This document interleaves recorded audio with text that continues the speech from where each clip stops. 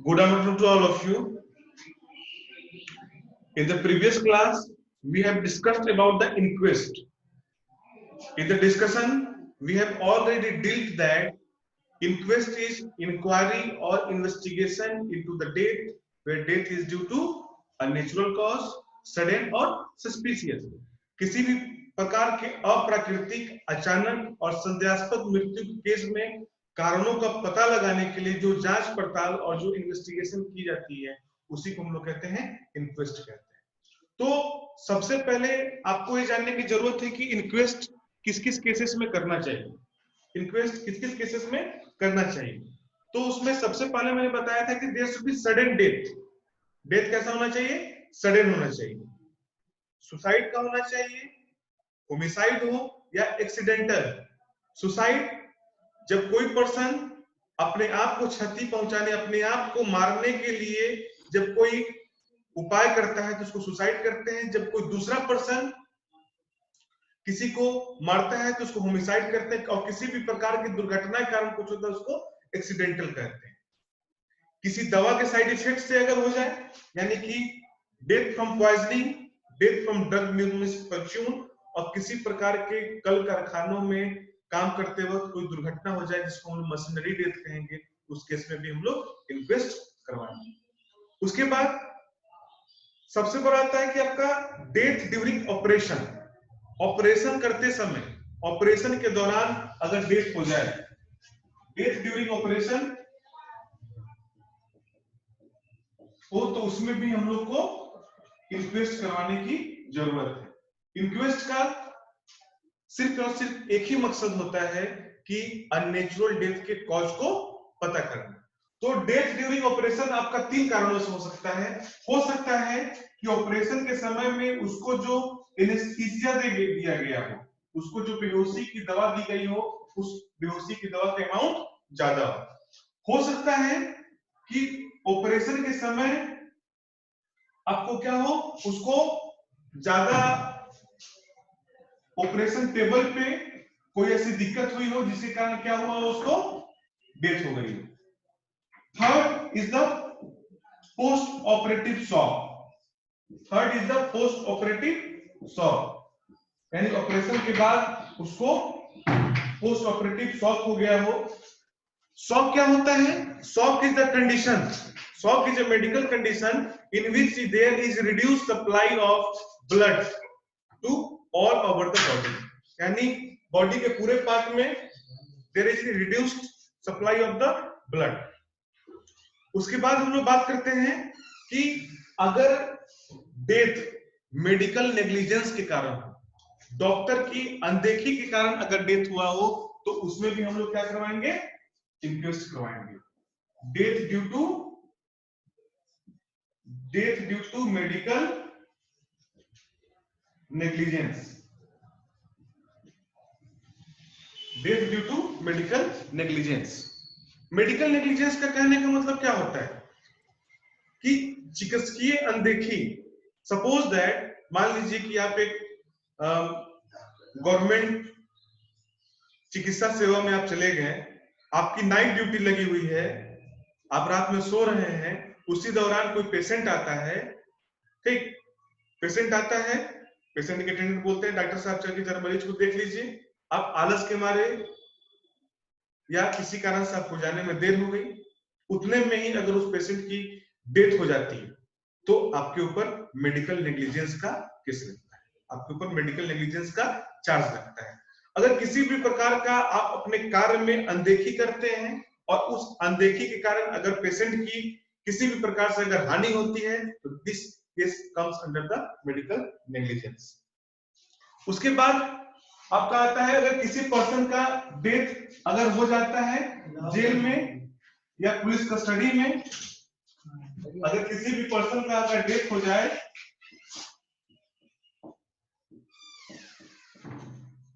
Death of person है किसमें? आपका जेल में, पुलिस कस्टडी में, आपका करेक्शनल स्कूल,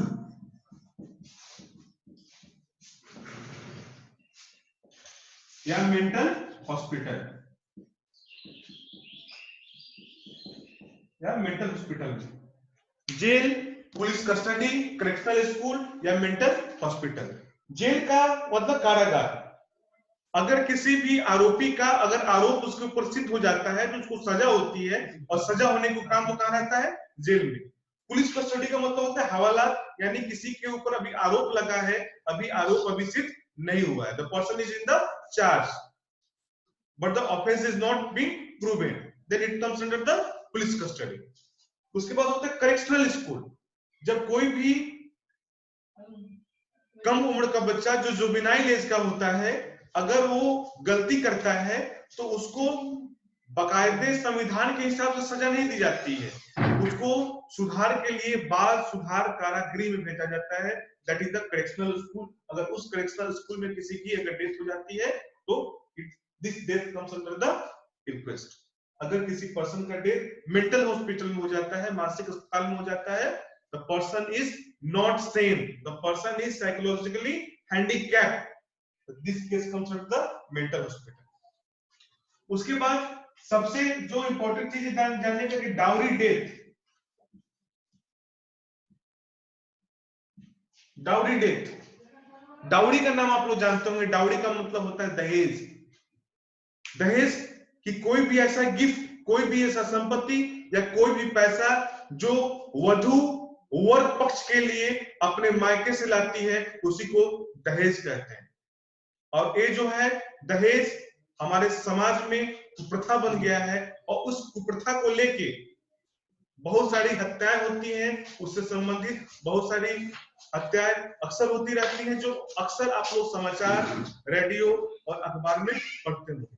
तो डाउरी डेथ का मतलब क्या होता है कि दहेज उत्पीड़न के मामले में अगर हत्या होती है, लेकिन इसका एक कानून है, under 7 years of marriage, under 7 years of marriage. अगर मान लीजिए कोई नवविवाहित है, अगर उसकी हत्या हो जाती है, और चाहे उसने सुसाइड किया हो चाहे होमिसाइड किया हो, तो जो लोग होते हैं डाउरी डेथ का केस चार्ज करते हैं। इस एक्ट का, इस डाउरी डेथ एक्ट का जो डाउरी एक्ट है, उसका फायदा भी है, उसका नुकसान भी है। कुछ लोग उसका सदुपयोग करते हैं, कुछ लोग दुरुपयोग करते हैं। चाहे हत्या किसी भी मामले में हुई हो, लोग उसको डाउरी डेथ का नाम दे देते हैं। लेकिन डाउरी डेथ का एक नियम है, डाउरी एक्ट का एक नियम है कि जो एक्ट जब लगेगा, it will act under the 7 years of marriage. शादी के 7 साल के अंदर तक ही किसी के ऊपर डाउरी एक्ट लगाया जा सकता है। अगर किसी महिला की हत्या, किसी महिला की मौत अगर 10 साल बाद हुई हो, शादी के 10 साल बाद हुई हो, अगर उसके मायके वाले चाहेंगे कि ससुराल वालों पे दहेज उत्पीड़न मामला अगर लगा दिया जाए, डाउरी एक्ट लगा दिया जाए, तो यहाँ पे डाउरी एक्ट आपका नहीं लगेगा। यानी dowry act is only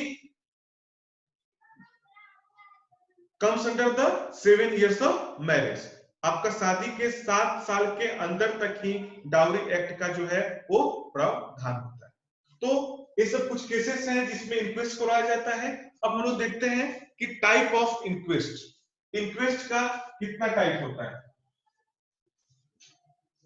next we will see the type of inquest. तो there are classification of 2 type of inquest. आपका पहला इंक्वेस्ट होता है पुलिस इंक्वेस्ट। पहला इंक्वेस्ट होता है आपका पुलिस इंक्वेस्ट। दूसरा होता है आपका मजिस्ट्रेट इंक्वेस्ट।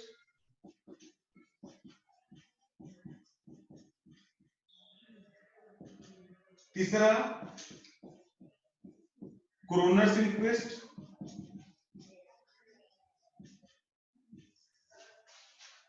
ये आपका इंडिया में होता है।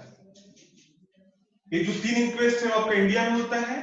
उसके बाद होता है आपका medical examiner system, medical examiner system. ये कहां होता है आपका? यूएस में होता है, यूनाइटेड स्टेट में होता है। और सबसे लास्ट में कौन होता है आपका? प्रोक्यूरेटर फिस्कल।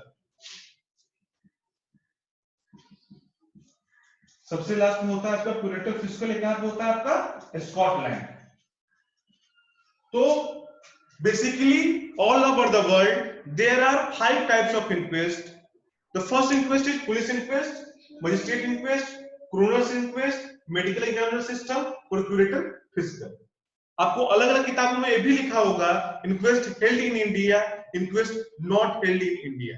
तो अगर आपसे कोई पूछता है इंक्वेस्ट हेल्ड इन इंडिया, तो आपका तीन inquest, police inquest, magistrate inquest, coroner inquest, inquest not held in India, medical examiner system, procurator fiscal. अब पुलिस इंक्वेस्ट क्या होता है? आपको इंक्वेस्ट का मतलब पता है कि इंक्वायरी और investigation into the cause of death, जहां पे डेथ कैसा होना चाहिए आपका, अननेचुरल होना चाहिए, सडन होना चाहिए, सस्पिशियस होना चाहिए। अगर उस प्रकार के मौत का अगर जांच पड़ताल एक पुलिस करता है तो उसको पुलिस इंक्वेस्ट कहते हैं। अगर किसी भी प्रकार के मौत का जांच पड़ताल अगर मजिस्ट्रेट करता है तो उसको मजिस्ट्रेट इंक्वेस्ट कहते हैं।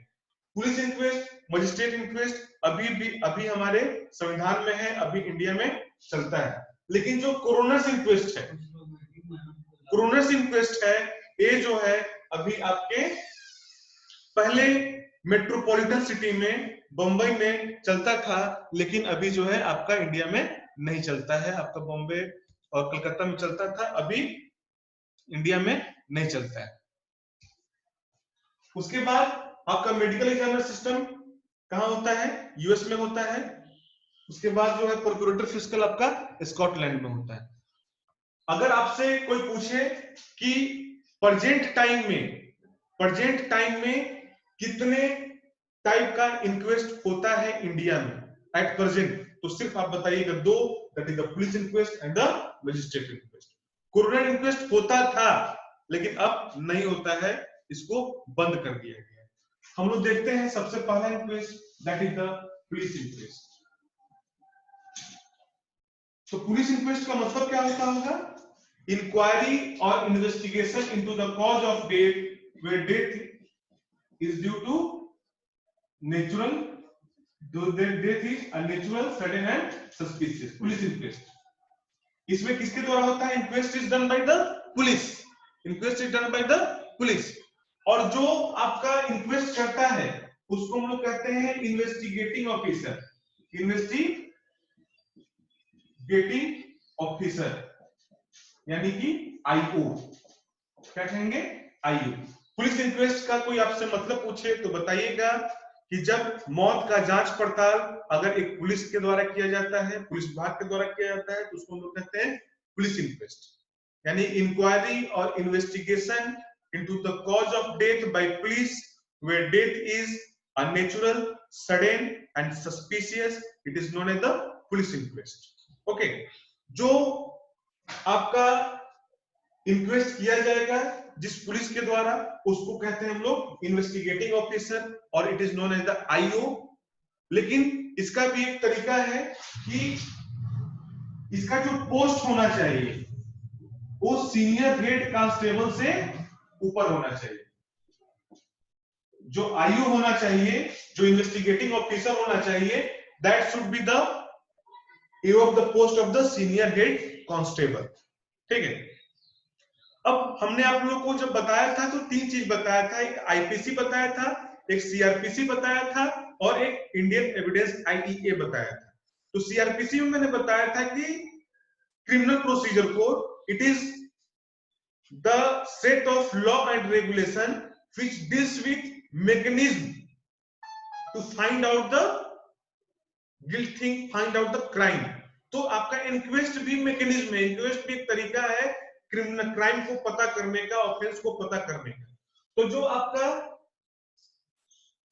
जो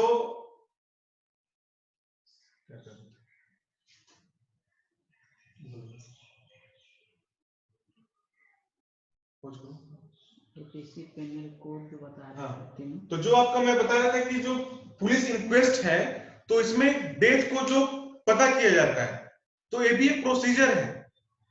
this is the procedure to find out the mechanism of death, या कैसे किस प्रकार का कॉज हुआ, ये आपको मैकेनिज्म बताता है। तो ये आपका आता है सीआरपीसी में। किसमें आता है आपका? सीआरपीसी में। तो पुलिस इंक्वेस्ट का प्रावधान किसमें है? It is under the section 174 of CrPC. Police inquest is under 174 of criminal procedure code.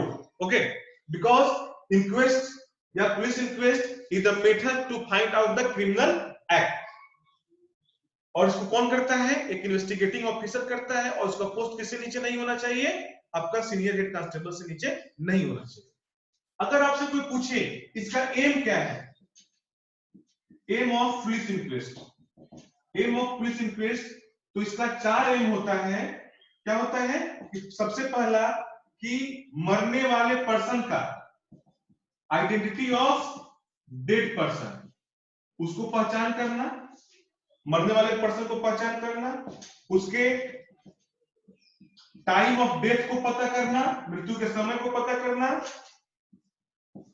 Place of death को पता करना, कहां पे उसकी डेथ हुई है, और कॉज ऑफ डेथ को पता करना। This is the method. तो 4 एम होता है कि मरने वाले की पहचान करना, समय की पहचान करना कि उस पर्सन की डेथ कब हुई है, और प्लेस ऑफ डेथ और कॉज ऑफ डेथ। उसके बाद अगर पुलिस को इन सब बातों को पता करने के लिए अगर उसको किसी प्रकार की सहायता चाहिए तो किसी भी इंसान को सम्मन कर सकता है। सम्मन इज द रिटन और documentary letter given to the witness. वो किसी पर्सन को बुला सकता है जांच पड़ताल के लिए, उस मौत के जांच पड़ताल में, उस मृत्यु के जांच पड़ताल में किसी पर्सन को बुला सकता है, और वो पर्सन बाध्य है। अगर मान लीजिए कि पुलिस इंक्वेस्ट में पुलिस ने किसी भी पर्सन को बुलाया जांच पड़ताल के लिए गवाह के रूप में, तो उसको आना जरूरी है। अगर वो नहीं आता है तो IPC, Indian penal code section 179 के तहत उसको 6 महीने की सजा, 6 महीने की सजा साथ में या एंड और आपका जो है 6 महीने की सजा या 1000 रुपए का जुर्माना हो सकता है। If a person not attend the police interrogation, if he, then it is the fine of 6 months prisoner imprisonment and 1000 fine। तो सबसे पहले क्या होता है, अब हम लोग देखते हैं कि what is the procedure, what is the procedure of police inquest. आपसे सबसे पहले पूछा जाएगा कि प्रोसीजर क्या है। प्रोसीजर ऑफ पुलिस इंक्वेस्ट, सबसे पहले कहीं भी अगर कोई घटना घटती है, कहीं भी अगर डेथ होता है, जो डेथ नेचुरल हो, सडन हो, सस्पिशियस हो, तो उस डेथ के बारे में जब पुलिस को सूचना प्राप्त होती है, जब पुलिस को एक कहीं से इंफॉर्मेशन मिलता है यहाँ पे डेथ हुई है, तो पुलिस जो होता है वो मजिस्ट्रेट को एक दंडाधिकारी को पहले सूचित करता है कि यहाँ पे ऐसा डेथ हुआ है, और वो मजिस्ट्रेट उसको परमिशन देता है कि आप जाके वहां पे इंक्वायरी कीजिए। यानी कि पुलिस इंक्वेस्ट को कौन होल्ड कर रहा है? पुलिस इंक्वेस्ट का मेन ऑफिसर कौन हो गया? मजिस्ट्रेट हो गया। जब परमिशन लेने के बाद, मजिस्ट्रेट से परमिशन लेने के बाद जब पुलिस घटनास्थल पे पहुंचती है तो वहां पे घटना के बारे में पता करती है, मृतक की पहचान करती है, उसके मरने के समय को, उसके मरने के जगह को और मरने के कारणों का पता लगाती है।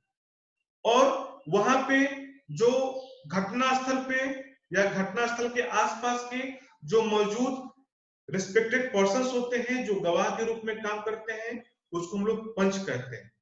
और वहां पे एक रिपोर्ट बनता है, उसको हम लोग इंक्वेस्ट रिपोर्ट कहते हैं, उसको हम लोग इंक्वेस्ट रिपोर्ट कहते हैं, इसको सुरथल भी कहा जाता है, और उसी को हम लोग कहते हैं पंचनामा। उसी को क्या कहते हैं? पंचनामा। अगर इंक्वेस्ट रिपोर्ट में वहां के लोगों ने बताया कि कुछ नहीं, वहां पे इंक्वायरी पुलिस ने बताया कि कुछ नहीं, ये लड़का जो है नहाने गया था नदी में और डूब के मर गया, इसमें किसी प्रकार का कोई भी क्राइम की कोई आशंका नहीं, तो कहा जाता है कि if no foul play is suspected, अगर किसी भी प्रकार की साजिश का, किसी भी प्रकार के आशंका नहीं पता चलता है, तो उस डेड बॉडी को उसके परिजनों के हवाले सौंप दिया जाता है।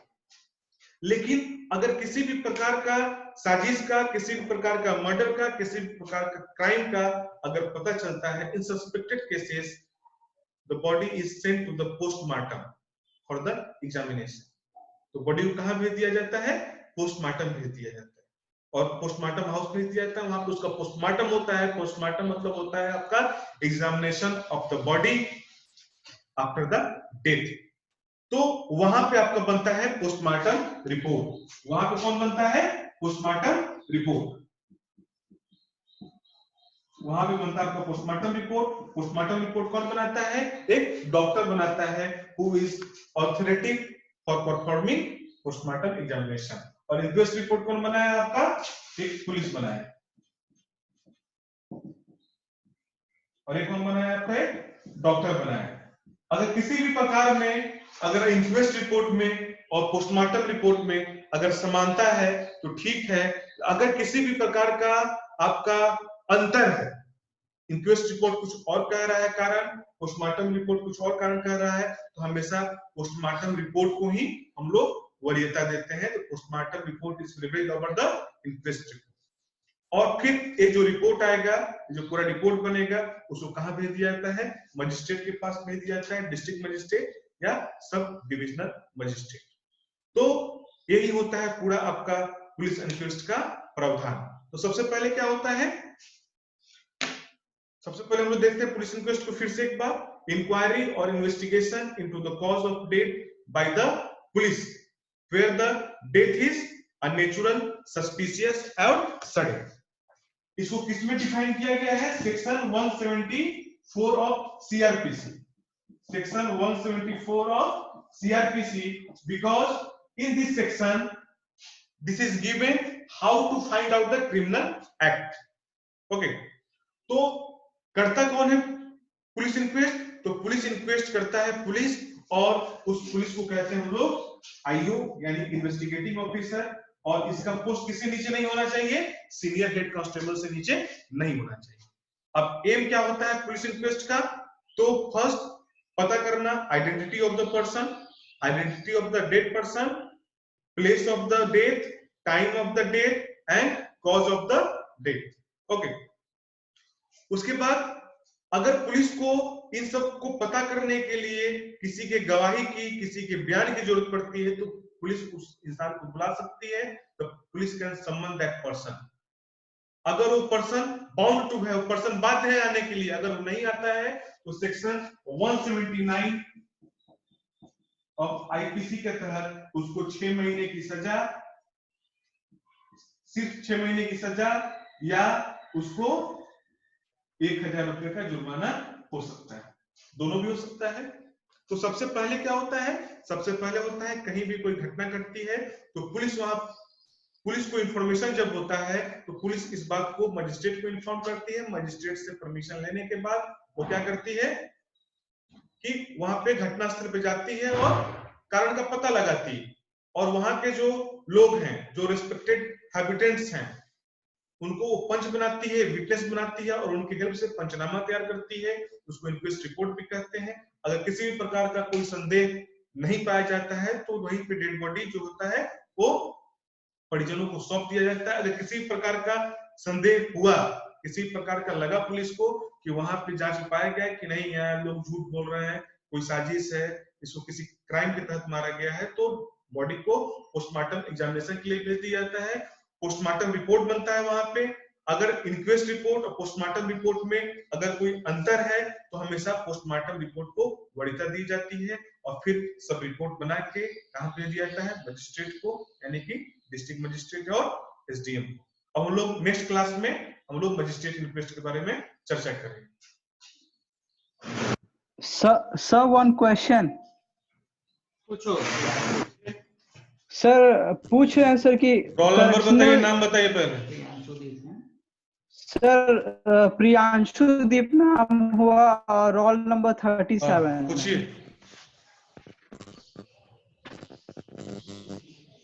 पूछिए।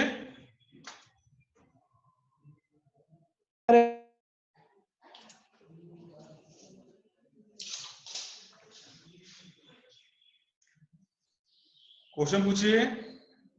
क्या पढ़ गया क्या सर?